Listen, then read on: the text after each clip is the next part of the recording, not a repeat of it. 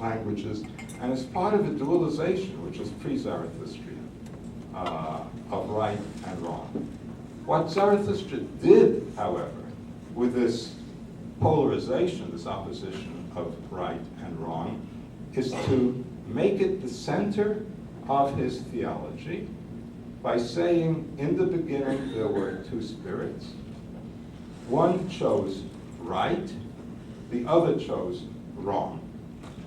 And out of Spenta Manu, I believe Mazda Ahura is manifested as his ruling aspect. Manu is just a spirit, but I have some evidence for this in Yasna 30, where the text says, and he, I think this is Mazda, came into, and it is his kshatra, his ruling ability, whereby Spenta Manu, who has the deliberative ability, who has the potential for wisdom, is manifested as the worshipable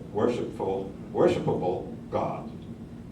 As a matter of fact, the Dame Keret has some interesting passages in which it says that Mazda did not become Chadai, Lord, Chadai, until unlimited time became limited time with the assault of the evil spirit.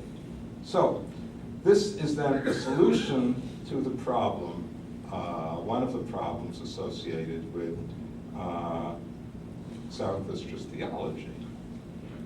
If Mazda Ahura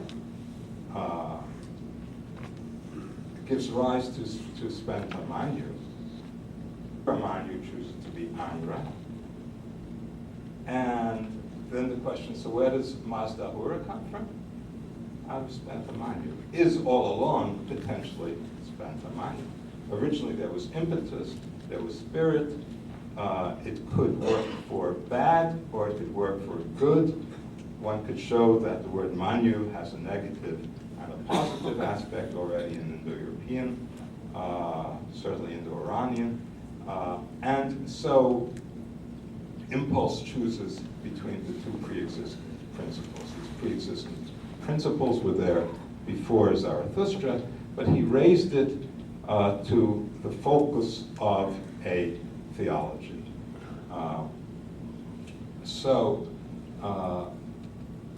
As I say then, this theology,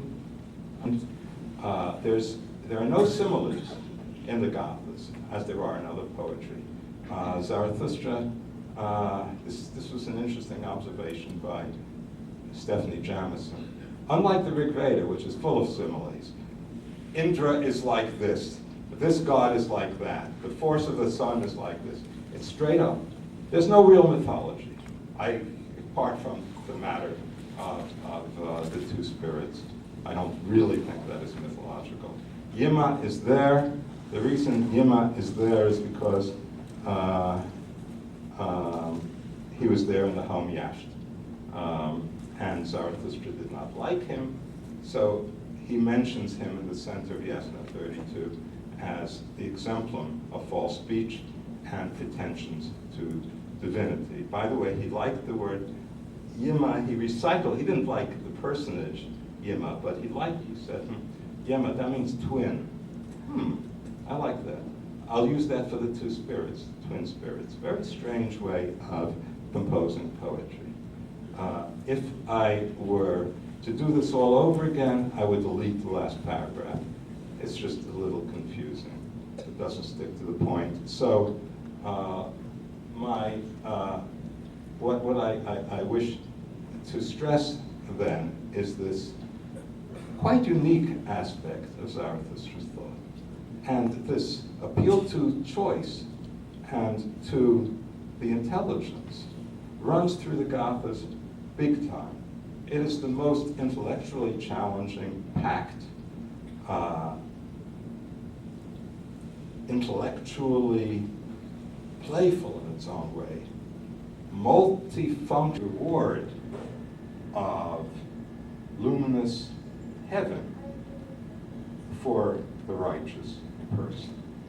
And so Rasma is one of a series of words in the Gathas that's referred to paradise.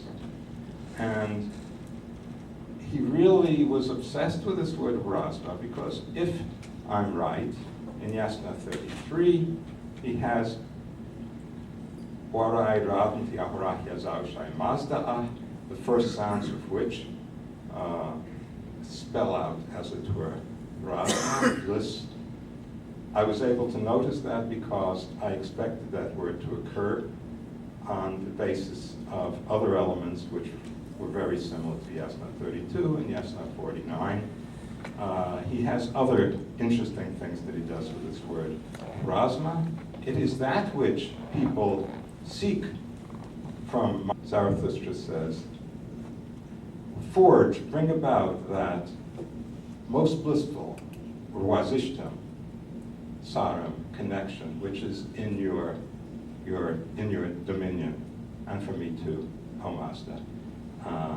So, not only according to the doctrine of Yasna 32, will the soul, our Mazda Hura, bound up with these other divine entities, but in future the soul of the human being will be bound up in heaven in a state of bliss with the divine entities, whereas the evildoers will be tied down to hell.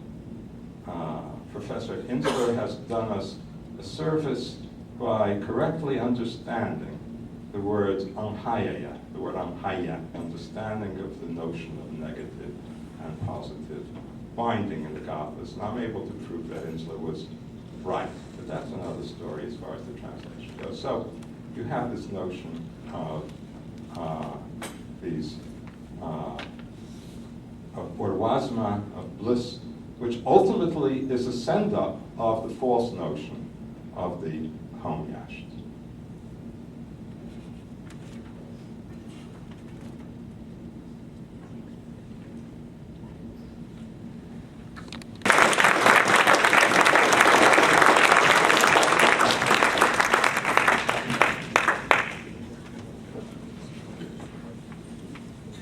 We have a few minutes for questions, so please.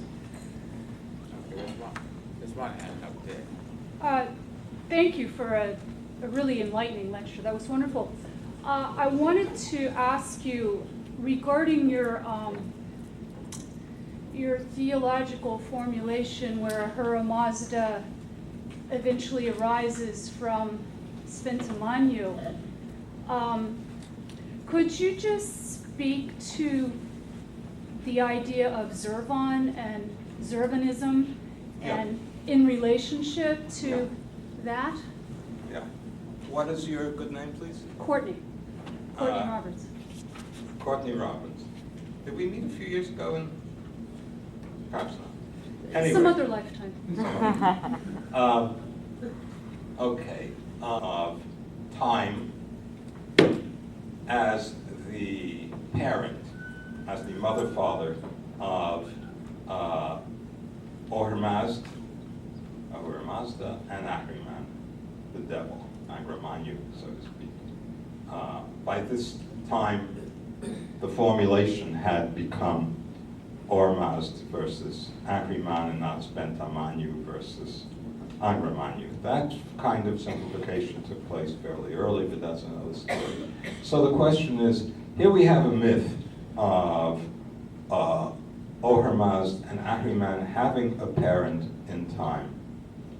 There are two things to be said about this. Actually, there are about 74 things, but I'll just mention two off the top of my head. I don't think we have time for the other 72. Obviously, this is a question that Ahura Mazda was there in Spentamanu. But others will say, well, he came from time. What was before? Infinite time. Try to think all the way back, time all the way down, or as the joke goes, turtles all the way down. You go all the way back, to infinite time. That's the first thing. Second thing, Zarathustra because he used the word twin, it was at hand. It was literally at hand when he was reworking the vocabulary stanza by stanza of Yasna 32 in order to produce Yasna 30. This I've published in the Bulletin of the Asia Institute, volume 16. If someone wants, I could send a PDF to them. And you can read. Zarathustra merely meant that they're kind of counterparts to each other. One, in some way, you know, you can't have one without the other, you can't have good without bad. They both are negative polar aspects of Manu. But in using the word twin, he gave rise to the possibility that people will say that these were twins in the womb of time, in the father-mother womb of neutral time.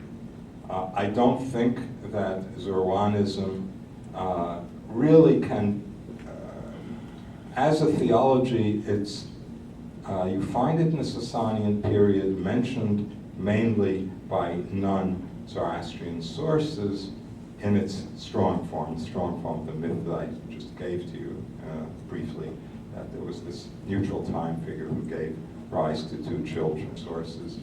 There are different ideas as to why you don't. Either it was merely a popular, but popular idea, but not extant to the highest priestly thought, or they didn't like it. It was some kind of heresy. This is the other solution. So I hope that satisfies what you say about Zoroastrianism. I mean, one could talk about how old the idea